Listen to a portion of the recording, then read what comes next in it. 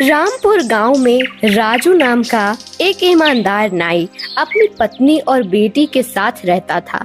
जाति में तो वह एक नाई था, पर उसके अंदर एक भी गुण नाई वाली नहीं थी। हर दिन उसका एक ही काम था, घर में खाना खाता और बाहर जाकर अपने दोस्तों के साथ गप्पे मारता। घर के खर्चे चलाने के लिए हर महीने किसी न किसी से पैसा उधार ले ही लेता, लेकिन इन सब के बावजूद वो बहुत ही ईमानदार और नेक दिल इंसान था। ऐसे कब तक गुजारा चलेगा जी? दिन भर दोस्तों के साथ गप्पे मारने से घर नहीं चलता। कोई अच्छा सा काम देखो, नहीं तो मैं घर छोड़कर चली जाऊंगी, फिर रहना अपने दोस्तों के साथ। पर मैं 2 वक्त के खाने का इंतजाम तो कर ही देता हूँ, अब और क्या चाहिए? हाँ हाँ, पता है कैसे इंतजाम करते हो 2 वक्त के खाने का। लोगों से उधार लेना छोड़ दो, नहीं तो इस घर में भी रहना मुश्किल हो जाएगा। तो तुम ही बताओ भाग्यवान, मैं क्या करूं? सबसे पहले तो आप अपने नल्ले दोस्तों का साथ छोड़ दो। उसके बाद कोई धंधा करो, नहीं तो शहर जाकर कोई नौकरी ढूंढो। अरे धंधा करने के लिए पूंजी चाहिए भाग्यवान, जो मेरे पास बिल्कुल भी नहीं है। मैं कल ही शहर जाऊंगा और कोई नौकरी ढूंढूंगा। बस तुम एक पोटली में मुझे कुछ खाने को दे देना।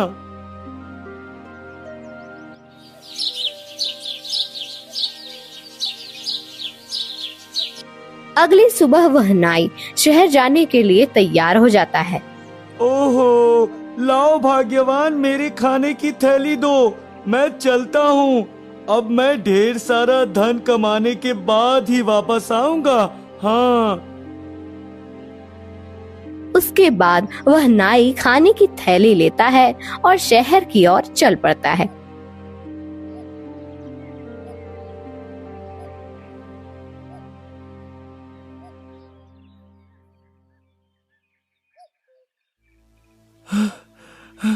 हे भगवान, अब और कितना चलना पड़ेगा? मेरी तो हालत खराब हो गई। ऐसा करता हूँ, कुछ देर उस पेड़ के नीचे आराम कर लेता हूँ। हाँ।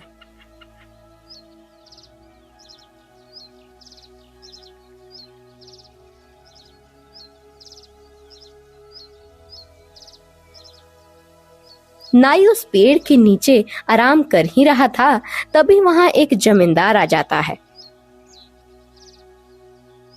अरे तुम कौन हो भाई? इस गांव के तो नहीं लगते, और इतनी धूप में कहाँ जा रहे हो? हाँ श्रीमान, मैं रामपुर का रहने वाला हूँ, पर कुछ मजबूरी होने के कारण नौकरी ढूंढने के लिए शहर जा रहा हूँ। हाँ। अच्छा, ऐसी बात है।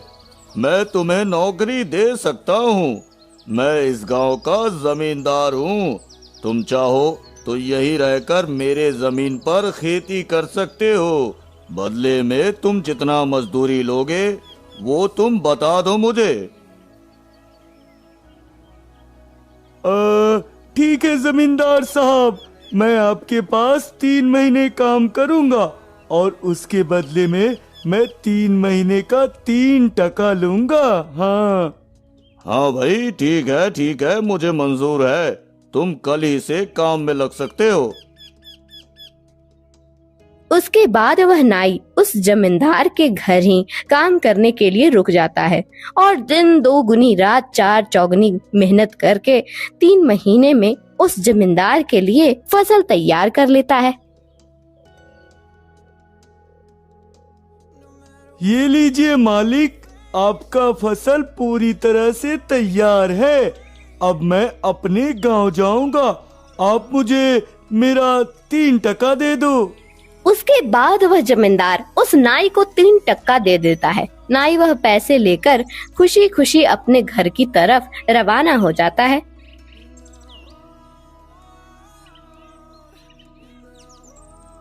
कुछ दूर चलने पर वह एक फल वाले को देखता है, जो लाल लाल फल बेच रहा होता है।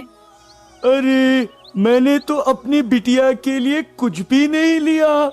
ऐसा करता हूँ, कुछ फल ले लेता हूँ। बिटिया और पंडिताइन दोनों खुश हो जाएंगे। हाँ।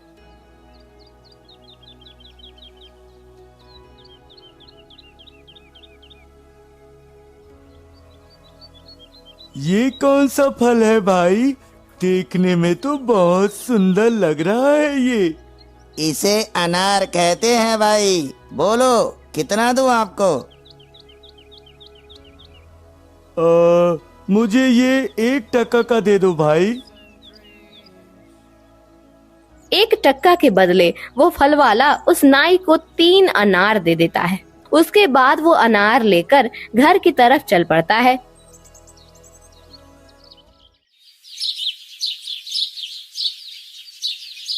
चलते चलते शाम हो जाता है और वो एक कुटिया के पास पहुंच जाता है जिसमें एक ऋषि रहता है। हे भगवान, अब मैं क्या करूं? अंधेरा हो गया। अगर रात में सफर किया तो जंगली जानवर हमला कर सकते हैं। ऐसा करता हूँ, यही रुक जाता हूँ। सुबह होते ही घर के लिए निकल जाऊंगा। हाँ।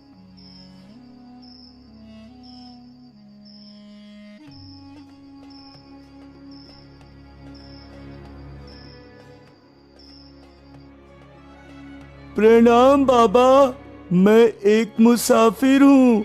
पास के गांव में ही मेरी झोपड़ी है। अगर आपकी आज्ञा हो तो क्या आज रात मैं यहाँ विश्राम कर सकता हूँ? हाँ बस, क्यों नहीं। तुम जब तक यहाँ रुकना चाहो रुक सकते हो।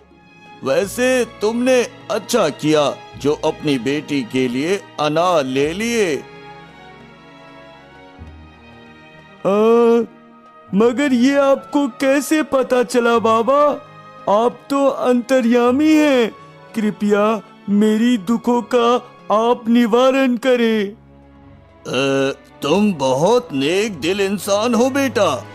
कल सुबह होते ही तुम्हारा भाग्य बदलने वाला है। तुम्हारी सारी परेशानी दूर होने वाली है। वो कैसे बाबा? आप मेरा मजाक तो नहीं उड़ा रहे हैं ना? ये तो तुम्हें कल सुबह पता चल जाएगा। बस थोड़ा सा सब्र रखो बेटा। अब तुम आराम करो।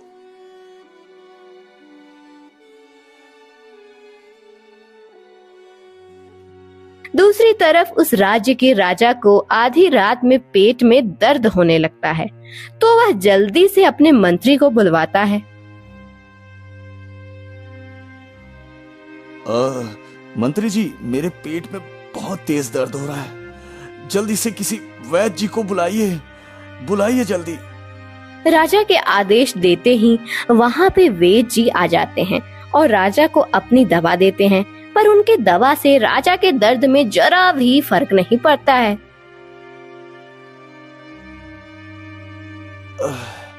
वैद्य जी, आपके दवा से तो जरा भी आराम महसूस नहीं हो रहा है। लगता है दर्द और भी बढ़ गया। महाराज, याद कीजिए, पहले भी ऐसा आपके साथ हुआ है क्या? या ऐसा पहली बार लग रहा है? हाँ वैद्य जी, बचपन में एक बार ऐसा हुआ था। उस समय मेरी दादी ने मुझे अनार का रस पिलाया था। उसी से मेरे पेट का सारा दर्द शांत हो गया था। फिर तो हमें अभी के अभी अनार का इंतजाम करना होगा। उसके बिना इस दर्द का कोई इलाज नहीं है। पर अभी इतनी रात को हमें अनार कहाँ से मिलेगा वैद्य जी?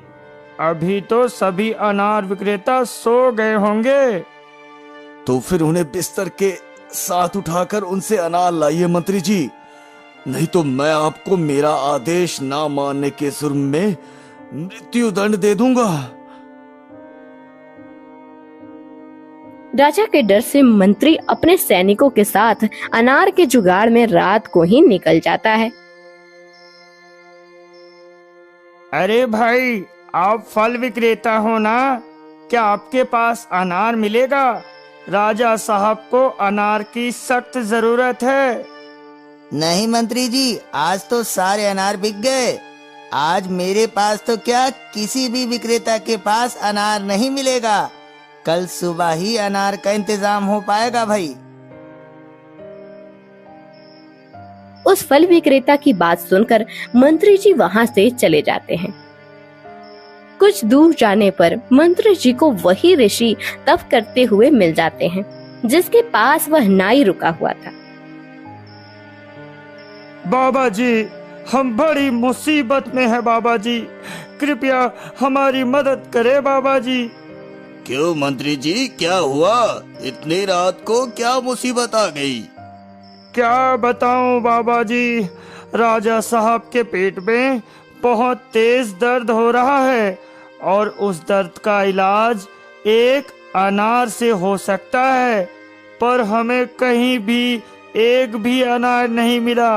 अगर हम खाली हाथ लौटे तो राजा हमें मृत्यु दंड दे देगा। हाँ।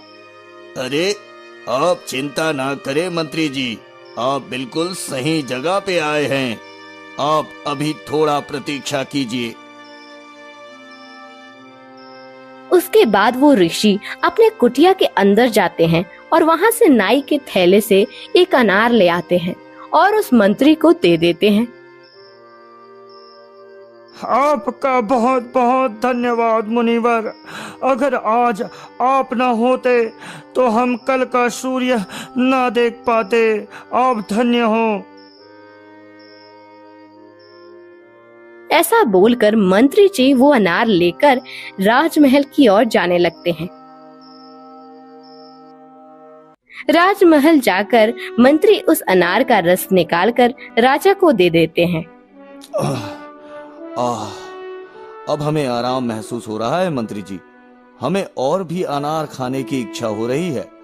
आपने केवल एक ही अनार क्यों लाए और क्यों नहीं? महाराज, हमें यही फल बहुत मुश्किल से मिला है। पूरे राज्य में कहीं भी अनार नहीं मिला।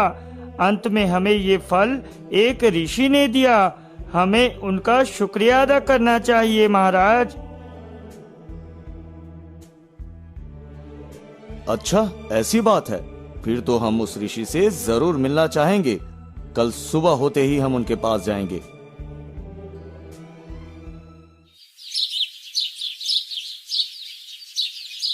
अगले दिन सुबह राजा अपने मंत्री और सैनिकों के साथ उस ऋषि की कुटिया के पास पहुंच जाते हैं। बाबा जी, आपका बहुत बहुत धन्यवाद। हम आपके बहुत आभारी हैं। अगर आपने कल रात वो अनार ना दिया होता तो मैं पेट दर्द के मारे ही मर जाता। आप मुझे धन्यवाद ना कहे राजन। आपकी सहायता करने वाला तो कोई और है। मैं तो बस एक जरिया था। मैं कुछ समझा नहीं बाबा जी, आप क्या कहना चाहते हैं? जो अनार का फल मैंने आपको दिया था वो एक नाई का था। कल रात वो मेरे कुटिया में विश्राम करने के लिए रुका था। अगर वो कल रात मेरे कुटिया में नहीं आता तो मैं आपकी सहायता बिल्कुल ना कर पाता। इसलिए आपके इस आदर सम्मान का हकदार वो नाई है, मैं नहीं। अच्छा, तो वो नाई कहाँ गया बाबा जी? हमें उनसे मिलाने की कृपा करे बाबा जी। वो अभी कुछ ही देर पहले यहाँ से अपने घर के लिए निकल गया। यदि आप जल्दी जाओगे तो वो आपको रास्ते में ही मिल जाएगा। ऋषि के इतना बोलते ही राजा के सैनिक उस नाई को ढूंढने के लिए निकल जाते हैं। कुछ देर बाद राजा के सैनिक उस नाई को राजा के दरबार में पेश कर देते हैं। राजा थोड़ा मजाकिया था, इसलिए उसने उस नाई के साथ थोड़ा मजाक करने का सोचा। तो बोलो नाई, तुम अपने थैले में क्या चुरा के ले जा रहे हो? कुछ नहीं महाराज, इसमें कुछ अनार के फल है जो मैं अपनी बेटी के लिए ले जा रहा हूँ। मैं नाई हूँ, चोर नहीं हूँ महाराज। अच्छा ठीक है, लाओ वो अनार मुझे दे दो। मुझे बहुत जोर की भूख लगी है। नाई डर के मारे थैले में बचे 2 अनार भी राजा को दे देता है। उसके बाद राजा वो दोनों अनार खाकर उसका छिलका उसके थैले में डालकर उस नाई को दे देता है और बोलता है, वाह, ये तो बहुत स्वादिष्ट अनार थे। मजा आ गया भाई। अब तुम जा सकते हो नाई। राजा के इतना बोलते ही वह नाई वहां से जल्दी जल्दी अपने घर की तरफ जाने लगता है।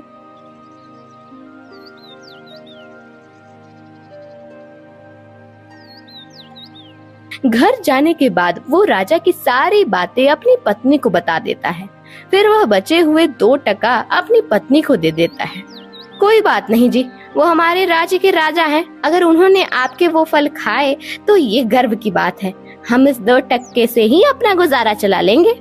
ठीक है, अच्छा ये लो, इस थैले के कचरे को बाहर फेंक दो। नाई की पत्नी जैसे ही उस थैले के कचरे को फेंकने के लिए निकालती है, उसमें बहुत सारे हीरे निकलते हैं। ये देखिए जी, इसमें क्या है? ये तो हीरे लग रहे हैं। हाँ रुमिला, ये तो हीरे ही है। जरूर ये हमारे राजा ने मुझे उस अनार के बदले दिए हैं। आखिर उस अनार में ऐसा क्या गुण था जिसके लिए उन्होंने मुझे हीरे दिए? जो भी हो जी, पर अब हमारे दुख भरे दिन चले जाएंगे। हमें अब 2 वक्त के खाने के बारे में सोचना नहीं पड़ेगा। हमारे तो भाग्य खुल गए। हाँ रोमिला, मुझे एक साधु बाबा ने भी यही बोला था कि आज से मेरी किस्मत बदलने वाली है। ये उन्हीं का आशीर्वाद का कमाल है। हाँ दोस्तों, अगर हमारा दिल साफ हो और सच्ची मेहनत और लगन से अपना काम करे तो एक न एक दिन वह ईश्वर हमारी मेहनत का फल हमें जरूर देते हैं। इसलिए ईमानदार बने और बेबस एवं लाचार लोगों की मदद करें।